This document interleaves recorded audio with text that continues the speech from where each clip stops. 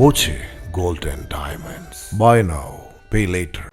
ഒറ്റപ്പാലത്ത് പുലിയുടേതെന്ന് സംശയിക്കുന്ന കാൽപ്പാടുകൾ കണ്ടെത്തിയത് ആശങ്ക സൃഷ്ടിച്ചു. ഒറ്റപ്പാലം നഗരത്തിലെ RS റോഡ് ചന്തപുര പ്രദേശത്ത് പുലിയുടെ കാൽപ്പാടുകൾ കണ്ടെന്നാണ് അഭ്യൂഹം. പുലർച്ചെ 2:00 നഗരത്തിലെ ഓട്ടോ ഡ്രൈവറായ യുവാവ് പുലി റോഡിനു കുറുകെ കടക്കുന്നത് കണ്ടെന്ന വിവരം ഒറ്റപ്പാലം പോലീസിനെയും വനം വകുപ്പിനെയും അറിയിച്ചത്. ഇതിനു പിന്നാലെ സമീപത്ത് അസ്വാഭാവികമായ കാൽപ്പാടുകളും കണ്ടെത്തി. ഇതോടെ നഗരം ആശങ്കയിലായി. ഫോറസ്റ്റ് റേഞ്ച് അധികൃതരെത്തി നടത്തിയ പരിശോധനയിൽ കാൽപ്പാടുകൾ പുലിയുടേതല്ലെന്ന് സ്ഥിരീകരിച്ചു. കാട്ടുപൂച്ചയുടെ കാൽപ്പാടുകളാണെന്നാണ് വനം വകുപ്പിന്റെ വിശദീകരണം. ആശങ്ക നിലനിൽക്കെ നിരീക്ഷണ ക്യാമറ സ്ഥാപിച്ച് നിരീക്ഷണം ഉറപ്പാക്കുമെന്നും വനം വകുപ്പ് അറിയിച്ചു.